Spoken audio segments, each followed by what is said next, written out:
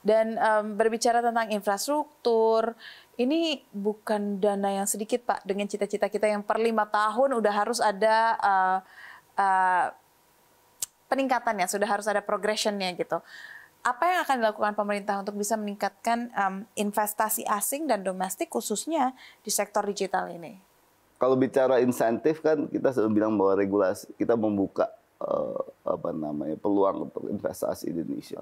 Kalau bicara tadi kan sebenarnya people policy platform, kalau untuk infrastruktur kan backbone ya, backbone aturannya udah jelas, investasinya udah dibuka, dan untuk frekuensi segala macam aturan sudah dari Komdigi. Sebenarnya tetangga saya yang bikin, Pak Wayan Tony namanya, programnya sudah jelas ya. Untuk masuk ke startup investasi juga kita terbuka. Malah kita bilang untuk keterlibatan, apakah pemerintah hadir? Oh iya, pembinaan startup kita juga jalankan. Kita akan punya program tadi Innovation Hub, salah satunya melatih juga nanti, karena kejadian kemarin ya, kita punya program nanti untuk startup yang mulai berkembang, untuk pelatihan secara managerial skill-nya, manajemennya, governance-nya segala macam. Kita juga kerjasama dengan expert yang sudah punya nama lah di bidang corporate management untuk membina startup ini. Juga yang startup senior yang sudah jalan, kita minta untuk melakukan pembinaan terhadap startup yang baru. Sehingga itu give assurance untuk investor bahwa pemerintah itu juga concern terhadap startup, dan investasi di Indonesia nanti kalau investor jangan hanya spray and pray, jadi baru itu berdoa tinggalin. Kalau memang mereka masuk, sampaikan juga ke kami, minta bantuan apa yang kita perlu proteksi. Banyak di negara-negara lain, misalnya ada satu, saya lupa di negara mana ya, untuk melindungi untuk attracting investment di startup, dia meng-hire ketika satu startup mau mendapatkan investasi, pemerintah memberikan subsidi berupa apa? Berupa consultant fee untuk melakukan audit terhadap startup itu tuh dibayar oleh pemerintah. Ya. Nah, kalau di sini mungkin nggak ada seperti itu, tapi kita bisa ngasih sertifikasi bahwa startup ini adalah hasil binaan kami dan lulusan dari program-program kami. Jadi lebih terjamin. Dan kita sudah recognize dia sebagai orang yang punya kapasitas. Ya, terjamin dan believable jadinya. Ya, dari kemarin ada salah satu venture capital besar lah di Indonesia, dia datang ke kantor kami, terus dia lihat yang kami bina kan, startup yang kami bina, terus dia bilang, dihitung, ternyata ada 13 startup yang kami bina itu sudah dia masuk, sudah dia invest. Artinya kan kita senang juga. Iya.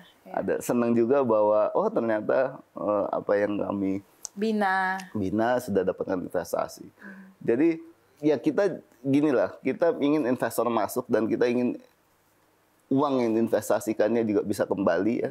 Returnnya juga ada, memberikan assurance, bukan jaminan, assurance bahwa mereka dapat return, tapi mereka juga harus transparan terhadap kami. Jangan main spray kemudian tinggal nggak bilang, harus ada juga kerjasamanya bagaimana supaya menjamin bahwa investasi ini bisa berjalan dengan baik. Dengan adanya teknologi saat ini, tidak menutup kemungkinan bahwa kita juga sangat bisa tergantung terhadap teknologi-teknologi asing. Nah, apa yang mungkin bisa dilakukan atau strategi pemerintah untuk bisa mengurangi ketergantungan ini, Pak? Setiap kita melakukan bahwa teknologi ini lebih efisien dari yang lain, pasti akan mendisrupsi teknologi yang less efficient. Setiap kita memberikan kemudahan sini, pasti ada yang menjadi kelihatannya jadi susah. Nah, pasti ada seperti itu. Dan makanya kuncinya itu adalah reskilling dan upskilling. Hal-hal, jadi gini, ada kalau dibaca di internet dimanapun, yang Indonesia membutuhkan 9 juta digital talent. 9 juta, penduduk Indonesia berapa? Banyak kan? 280 juta.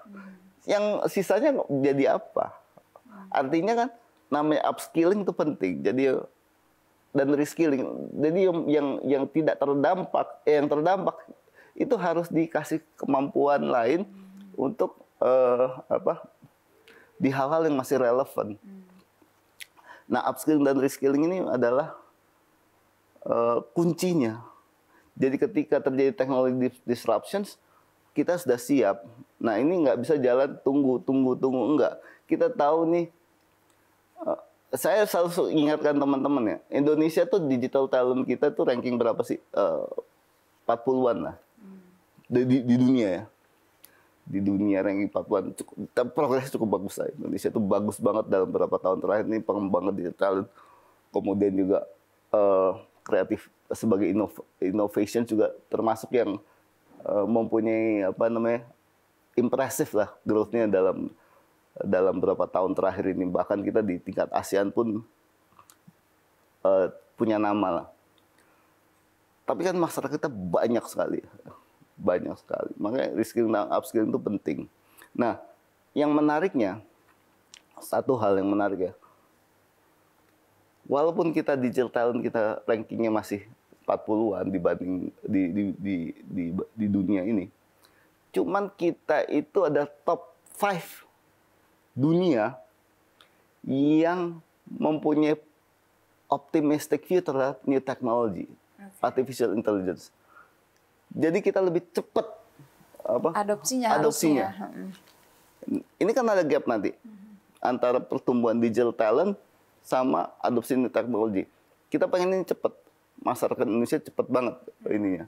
Itu challenging. Tapi mulai dari sekarang, ketika adopsi AI ini udah mulai marak, dalam waktu berapa tahun ini 100 lebih perusahaan AI udah berdiri di Indonesia. Dan nggak hanya Gen AI, agentic AI pun ada. Kan luar biasa nih, pinter-pinter nih anak Indonesia nih. Ini kan akan siap nanti mendisrupsi yang sebelumnya. Yang sebelumnya harus jalan.